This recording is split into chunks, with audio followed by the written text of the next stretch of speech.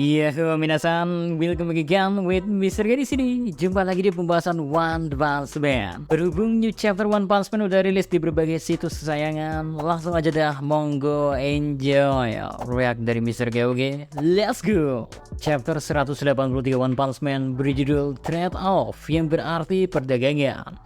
Buat cover packnya ya, kita disapa oleh penampilan cantik dan aduhai dari Fubuki yang mengenakan pakaian kasual lengkap dengan tatapannya yang menusuk langsung ke hati kita semua. Jangan bayangin yang enggak ya. Kali ini kita langsung aja ke kontennya aja dah. Nanti malah kita berimajinasi kemana-mana. Forte dan kawan-kawan mau jadi sekutu Saitama. Guys, chapter kali ini dibuka dengan ditunjukkannya sisa-sisa kehancuran akibat ulah pertarungan Saitama dan Tatsumaki yang gak melihat-lihat keadaan sekitar. Next, kita beralih ke apartemen pahlawan kelas A di kompleks Asosiasi Pahlawan. Saitama akhirnya bisa kembali pulang dan mengeluhkan sekujur tubuhnya yang kotor serta kepikiran memberi baju maupun sepatu baru. Ya, di tengah keluhan itu ya, Saitama terkejut ketika pahlawan kelas A yang sempat mengintimidasinya, yakni Forte, Butterfly DX, dan Chantot udah ada menunggu di dalam ruangan Saitama. Ya, Saitama di sini sempat kesal karena main bertamu aja tanpa bilang-bilang dulu. Tapi rupanya ya, sikap Forte udah jauh berubah. Forte langsung meminta maaf soal insiden sebelumnya. Malahan Forte juga nawarin baju bekas buat Saitama. Terus mau ngajak Saitama shopping bareng di toko terdekat. Ya, tindakan Forte jelas membuat Saitama sedikit ngeri. Apalagi bawa-bawa kata temen. Ya, selain Saitama ya, Butterfly DX dan Chaintot juga heran sama perubahan sikap Forte. Kalau kata Butterfly DX ya, kepribadiannya yang baru muncul akibat ketabrak mobil di pertarungan sebelumnya guys. Namun yang terjadi sebenarnya ya, Forte hanya mengetahui kuat apa Saitama. Forte menyadari hal itu ketika dirinya sekilas bertemu saat Saitama menghantam rumah sakit. Ya, melihat gimana kekarnya tubuh Saitama dan gerakannya dalam sekejap, Forte yakin Saitama adalah orang yang sangat amat kuat. Ia menggambarkannya, semisal mereka bertiga bergabung buat ngelawan Saitama, Forte tak yakin mereka bisa bertarung lebih dari 10 detik. Kalau yang ini bener sih, malahan Mr. King anggapnya nggak butuh 10 detik.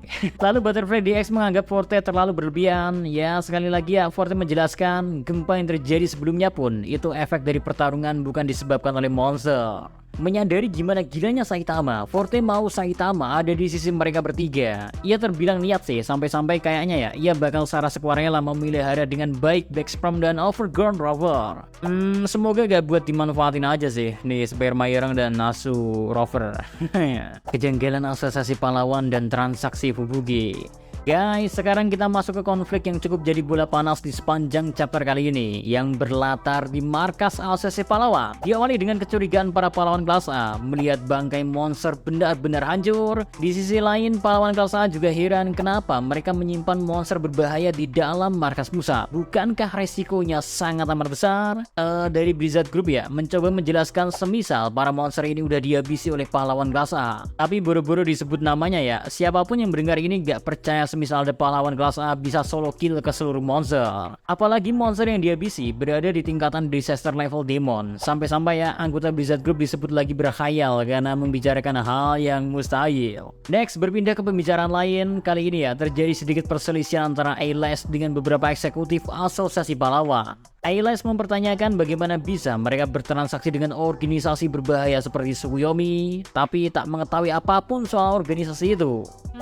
Jelas sangat sus dan sangat mencurigakan. Tapi sayangnya perhatian pada topik kali ini harus tergeser dulu. Karena salah satu superhero ya, Gear Spear, menganggap bahwa Blizzard Group tertipu rencana mereka. So, Gear Spear berpendapat Tsukuyomi memang terkenal sebagai urban legend, yakni organisasi perkumpulan rahasia. Kabar ini udah menyebar lama di kalangan para esper. Namun bagi Gear Spear ya, itu hanya rumor belaka. Lebih jauh lagi ya, ia berhipotesis semisal Tsukuyomi hanya akal-akalan doang. Yang sebenarnya terjadi ya, mereka yang mengambil Psychos adalah sisa-sisa dari asosiasi monster. Tujuannya agar Psychos bisa kembali memimpin mereka. Gear Spear juga meyakini pasti ada esper lain di pihak asosiasi monster. Padahal memang gak demikian ya. Asosiasi monster udah bener-bener hancur sejak akt terakhir, dan perkataan Gear Spear bikin A-List agak terkena skakmat sehingga gak bisa lagi menekan eksekutif asosiasi pahlawan. Untungnya upaya Blizzard Group untuk mengatasi situasi belum sepenuhnya berakhir. Fubuki melakukan obrolan serius dengan salah satu eksekutif asosiasi pahlawan bernama McCoy. Berbeda dengan sebelumnya yang udah kelihatan sangat payah, kini Fubuki tampil dengan lebih gagah. Ya, ini harus ia lakuin demi bisa mendapatkan kesan intimidasi yang kuat pertama, Fubuki membuka obrolan dengan basa-basi apa motif sebenarnya dari asosiasi pahlawan menyimpan banyak monster level iblis yang tidak tercantum dalam daftar penahanan. Mereka berdalih semisal itu dilakukan sebagai bahan eksperimen Metal Knight dalam mengembangkan senjata rahasianya. Alasan tersebut belum memuaskan Fubuki. Untungnya ya, dibantu oleh hacker dan Blizzard Group dan juga sistem keamanan asosiasi pahlawan yang lemah, Fubuki sukses mengakses informasi semisal asosiasi pahlawan malah mencoba menjual para monster ke organisasi luar demi alasan cuan alias pulus alias uang. Ya, memang korupsi memang luar biasa terjadi di mana-mana sih. Belum selesai ya, Fubuki pun menyinggung soal gimana hebohnya masyarakat andaikan kabar ini tersebar ke masyarakat luas. Citra dari asosiasi pahlawan pasti bakal hancur, kepercayaan akan hilang, dan sumber pendapatan mereka dari pajak masyarakat maupun penghuni kompleks asosiasi pahlawan akan hilang dalam sekejap. Nah, sadar telah dipojokkan, Meko yang mempertanyakan apa mau Fubuki sebenarnya. Well, jujur aja ya, sepanjang dialog ini, development dari Fubuki udah bagus banget. Iya, bisa dengan baik mengeluarkan aura intimidasi yang sangat kuat, plus menyiapkan rencana dengan matang sehingga tingkah McCoy pun sesuai perkiraan dari Fubuki. Lalu Fubuki menawarkan untuk menyebarkan sisa-sisa daging monster ini ke permukaan untuk selanjutnya membuat skenario kalau mereka membahayakan sehingga Tatsumaki harus turun tangan dengan amukannya, yang juga mengakibatkan kerusakan pada beberapa fasilitas markas asosiasi pahlawan. So, skenario ini bakal menguntungkan dua pihak. Dari sisi Fubuki, skenario tersebut bakal menghindarkan Tatsumaki dari hukuman asosiasi pahlawan guys. Sedangkan untuk asosiasi pahlawan sendiri, skenario ini pun bakal menjaga citra dari asosiasi pahlawan sehingga akan terus mendapat kepercayaan. Jadi di sini mau nggak mau, McCoy menerima tawaran Fubuki sambil tersenyum licik. Ketenaran Tatsumaki. Rencana yang telah disepakati kemudian dijalani yang tentunya ada udang di balik batu. Kenapa Fubuki mau menawarkan sisa-sisa daging monster dimunculkan ke permukaan? Rupanya hal itu digunakan sebagai media penyelundupan Psychos memanfaatkan bangkai monster ikan. Psychos bisa dibawa dengan selamat ke sisi Fubuki. Sekilas Psychos sempat sadar dan menyebut Fubuki sebagai ketua. Lalu untuk skenarionya ya, di sudut pandang penonton ya, mereka seolah dibuat menyaksikan amukan Tatsumaki yang tengah melawan para monster.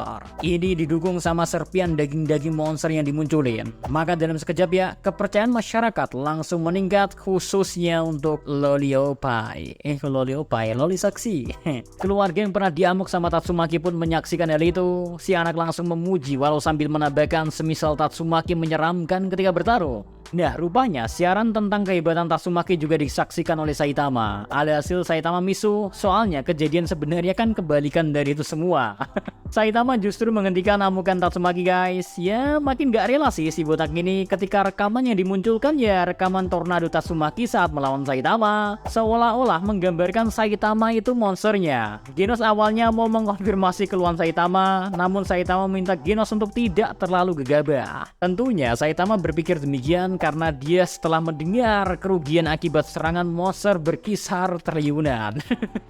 So, Saitama gak mau disuruh ganti rugi ya guys. Ia berdalih membiarkan Tatsumaki menerima ketenaran sehingga bikin Genos salah paham yang meyakini sang guru hatinya terlalu baik dan mulia. Di sisi lain, Tatsumaki sendiri ya, ia tengah dihadapkan banyak pertanyaan oleh para eksekutif asosiasi pahlawan. Terlebih klaim Tatsumaki yang mau mencari sendiri hilangnya Psychos. Jelas, ini semua masih sesuai skenario duo Esper bersaudari ini. Pernyataan Tatsumaki dikecam lantaran tindakan yang sebelumnya dilakuin guys. Tapi Tatsumaki menanggapi santai semisal karena dirinya lah asosiasi pahlawan bisa kembali mendapatkan kepercayaan penuh. Plus Tatsumaki menambahkan tak ada yang tahu pola serangan Psychos sebaik dirinya. Pokoknya ya, ia mau mencari Psychos sendiri sebagai bentuk tanggung jawabnya atas kesalahannya membuat Psychos bisa melarikan diri.